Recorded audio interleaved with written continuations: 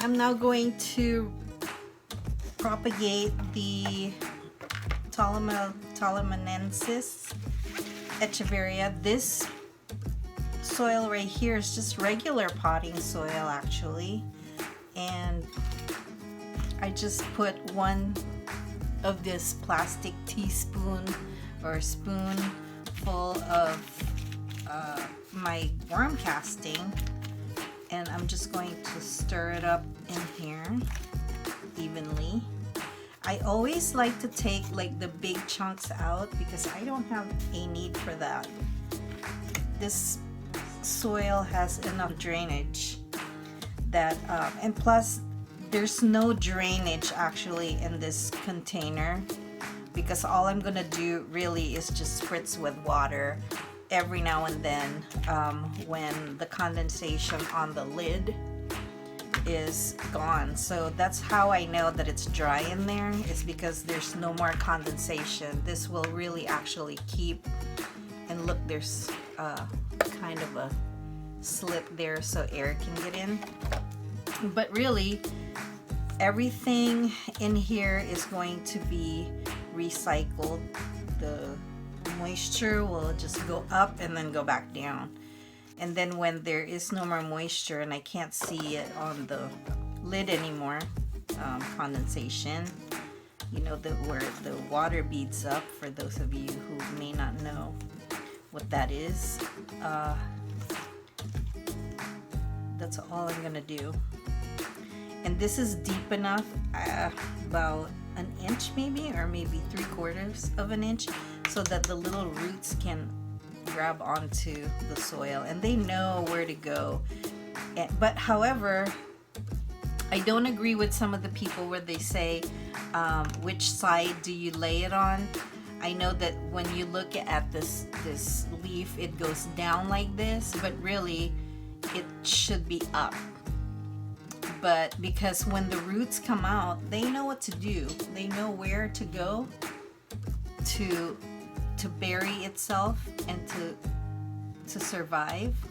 So this one is going up only because it's been sitting on the plant. So the way I'm going to plant this is, let's see, I want to do it this way.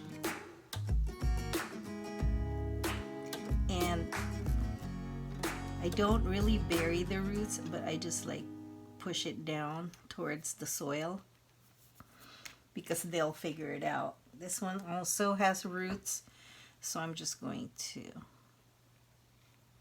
get as close to the edge, give it a little bit of room, like maybe 1/4 inch to a 1/2 inch, so that they know when it gets bigger they have enough room. Then just one at a time. When I have enough space here, which I don't know if I have enough space, I'll put the rest of them that I had in this little container here that I showed you guys earlier. If I don't, that's fine. I have other incubators. So I'm just gonna lay it kind of alternately spaced. Oh, here's another one with the roots already on it. See how this one is curving up, but then the roots found its way to the soil, and that's what happened because I just pulled it out. So I'm just gonna dig a little bit and just lay it on there. So, you know, the easier it gets to the soil, the better really it would be. So I'm not really concerned about the spaces in between, because eventually as this plant grows and the little plant grows, it's going to take the nourishment from the tip to the other side to where it is. So it's from the one edge to the other. So when it dries up, then this will have more room. I don't know, I just felt like I needed to say that. in case you're trying to figure it out. I'm just burying it a little bit. And remember, like, see how there's a little bit of scarring, and some of them will survive, but then others won't. So don't get discouraged when that happens. It's not something that you did, it's just the nature of the leaf. I'm doing it this way because it's too big, and apparently it's perfect. It has, and I have this one little one left. Okay, so that's that. And what I'm gonna do is I'm going to put a label on it with the date so that I know when it was placed on in the incubator. And you want to use a permanent marker because sometimes the moisture will erase what you did. So today is January 25th, 18, Echeveria.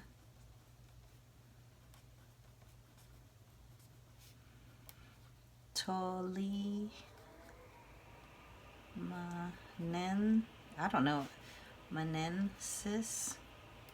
I'm not really sure about the name, but at least I know kind of if I wanted to research it. So I'll just peel it. And I'm actually going to place it inside, and I'll tell you why. Because sometimes when I open the incubator up to spritz it with the water, sometimes I just open everybody all at the same time and then spritz everything. Then if I put the label here, then I don't know where, if I'm putting it back to the same one. And then I need to spritz this. Almost forgot. Here's my spritzer. Come on, spritzer.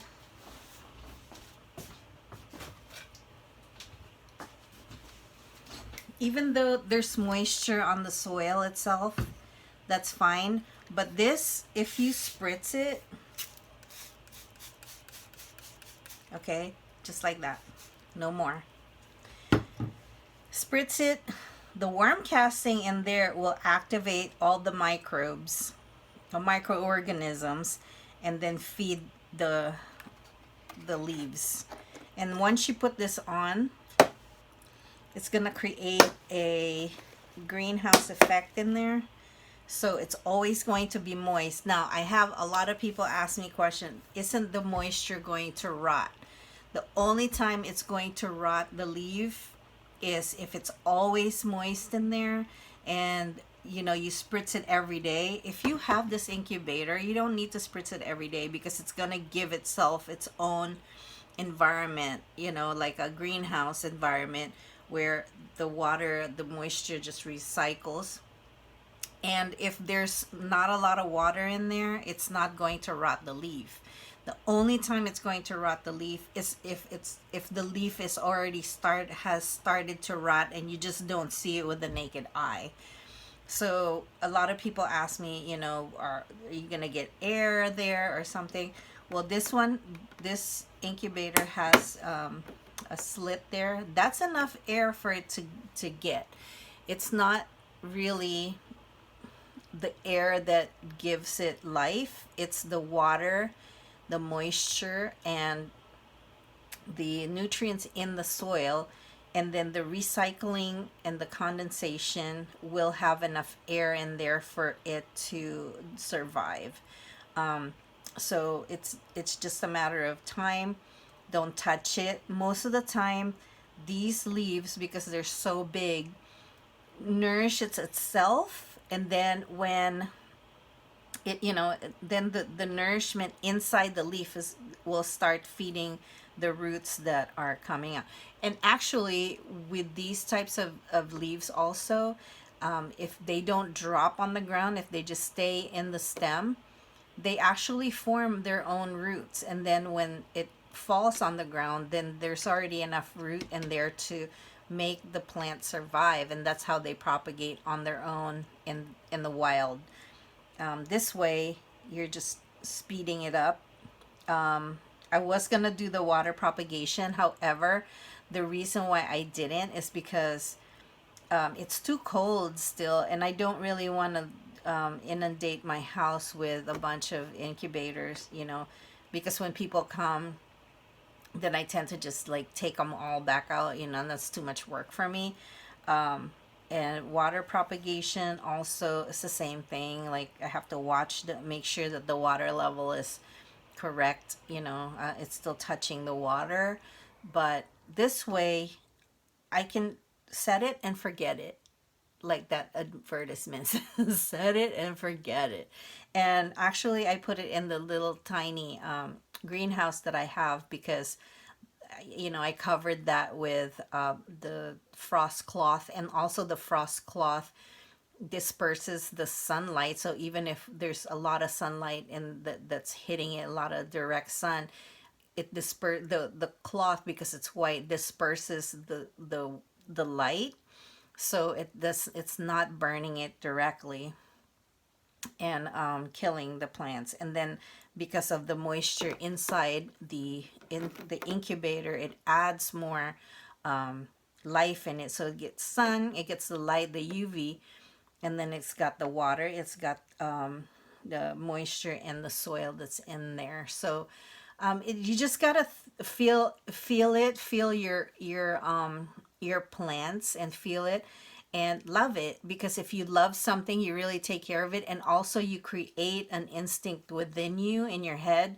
or in your heart, that makes you learn what to do, you know. And if you're really not understanding the whole premise of it, then you know you can research and watch the videos. And I always try to say, feel your plants, because you know when you're hungry, when you're hot, when you're cold, you know, like you feel it. Just because you feel it and they're just plants, they feel it the same thing. So, you know, put yourself in their shoes, like in their roots. Anyway, so that's my thing, and hopefully in a couple months we'll see a lot of growth in this incubator. These plants are so big and they grow so robust and huge and fat that it's very resilient, really, to the sun, in direct sunlight, and it's really pretty cool to watch, because and also, remember the other video that I had just put out a couple maybe 4 or 5 days ago? You know, this particular one came from a big box store, from Walmart. And actually now, since I have all these leaves potentially giving me plants, I have 6, 7, 8, 9, 10, 11, 17 plants. So really it's like a lemonade situation where life gives you lemon, make lemonade.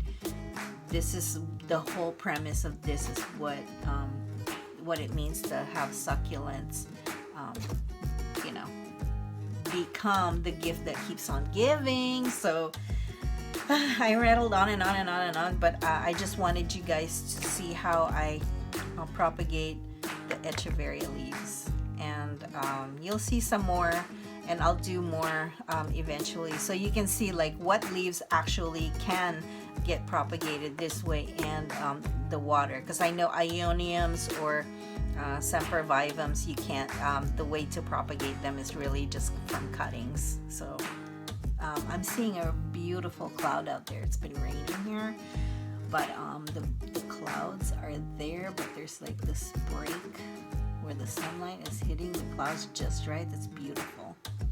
I'll have to show that to you. Okay, guys, see you later. Bye.